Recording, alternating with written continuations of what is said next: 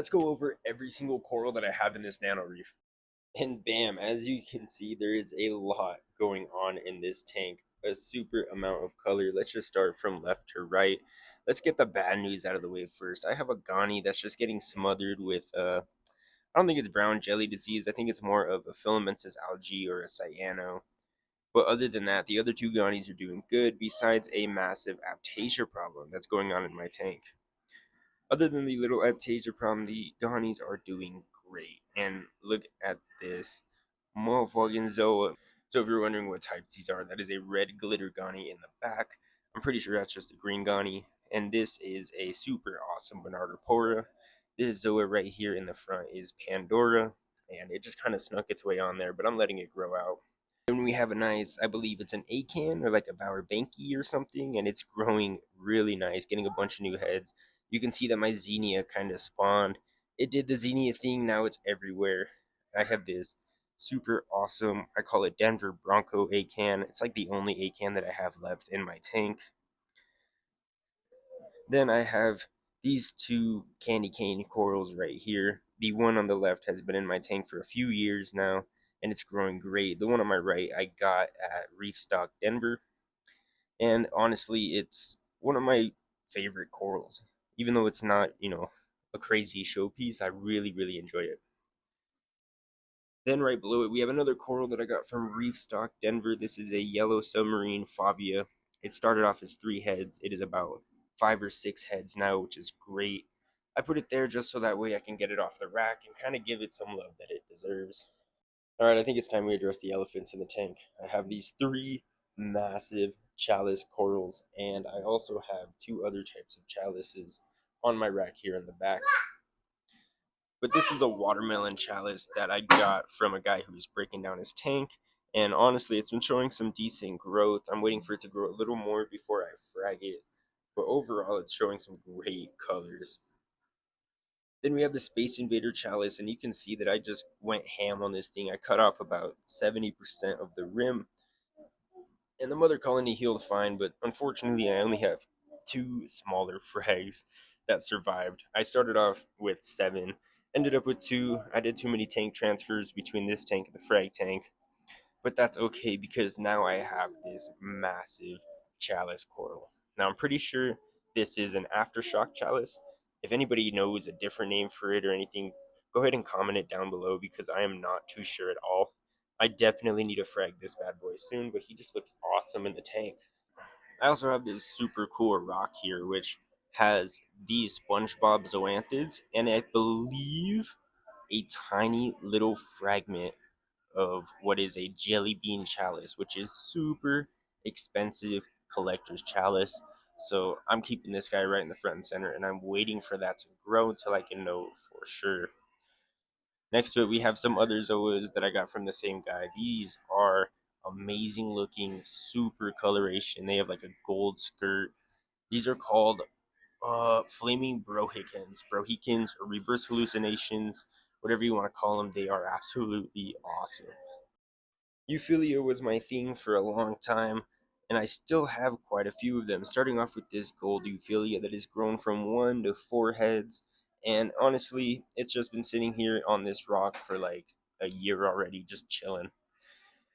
Then we have the blue hammer coral that actually almost died. You can see the other dead head right below it. I'm not really too sure what I did different to save this one, but I'm happy either way. Then we have the green stem purple tip hammer coral in the back. That is kind of a slow grower. I mean, it's only grown from 1 to maybe 1.5 heads in maybe 8 months that I've had it. But then we have the frog spawn here, which kind of looks like it's struggling, but I promise you it's not. It's in the middle of splitting into 3 heads. I guess we'll just go up to the big guys now. I have this massive splatter hammer colony. Now I know it's not very splattery, but it's grown from 1 head to about 4 fraggable heads, call it 8 heads total. It's taken me about 2 years. This is one of my longest living corals in the tank, and I am terrified of it falling right onto that chalice coral. Then we have my little torch coral garden here. I don't exactly remember all of the names of all of them, but this is also one of my longest living corals. It's been about 2 years with this guy. Then we have our other torch coral. This one's a jester, and it has been with me for about a year and a half, and it's grown a little head there, and it's split two on the top. Then I have this amazing dragon soul torch, which I received from a trade. This has got to be one of my favorite trade pieces, and it's honestly doing really well in my tank. And you can't forget about the Gorgonia, which has been here for about 2 years already. Started off from a tiny little stem when I overfragged it, and now it's doing great. The torch corals are keeping it in check, but it would be cool if it just kind of like grew all the way up and over. Speaking of up, my filter has been taken over. Absolutely taken over by these zoas. I don't really know what to do. I think they look awesome, but I mean, as far as filtration goes, they're gonna start growing up and into my filter pretty soon. I'm pretty sure they're growing into my filter here.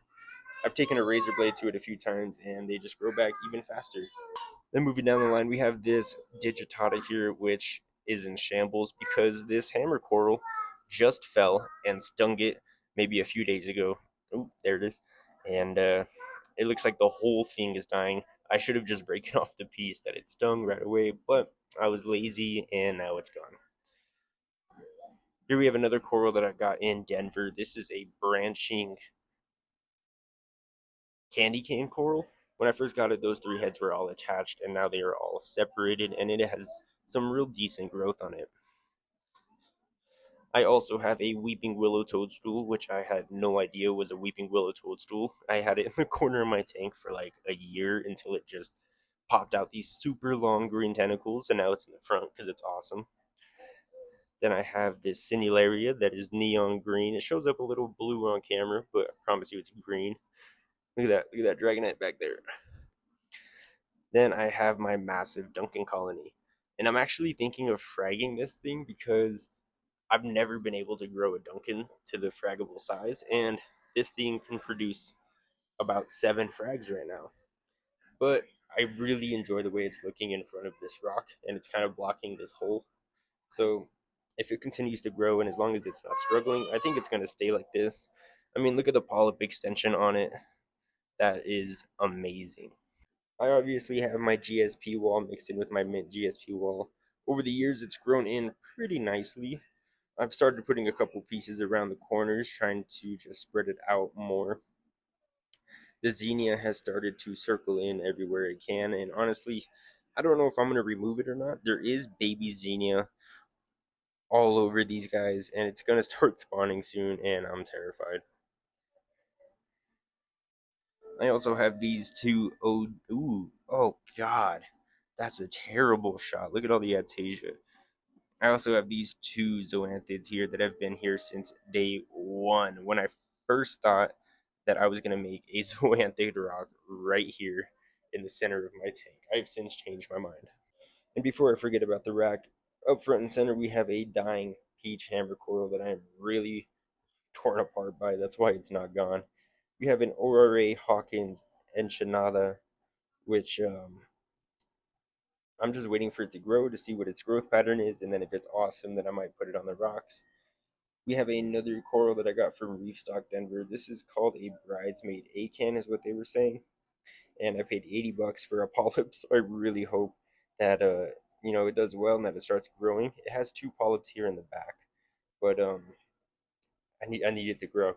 Then I went ahead and I picked up my first acro, which is a Miyagi Tort acro. When I got it, it was completely bleached. It was just white and pale, and now it's green. And there's even a little bit of polyp extension, which I am surprised by because there's no way I can support SPS like that in this tank. I mean, come on. Then I have these two little hammers that I need to sell along with this amazing red Stellaria chalice. Well, it's not red, but it's gold and red. I put it on this tile because it was starting to cover up, and I didn't want it to fuse to my rack here. Then lastly, we have all the chalices here in the corner, including the mummy eye, which is taking forever to grow, and those two frags that I said lived from earlier. Yeah, these are the only two that are left, and one of them is literally just one eye.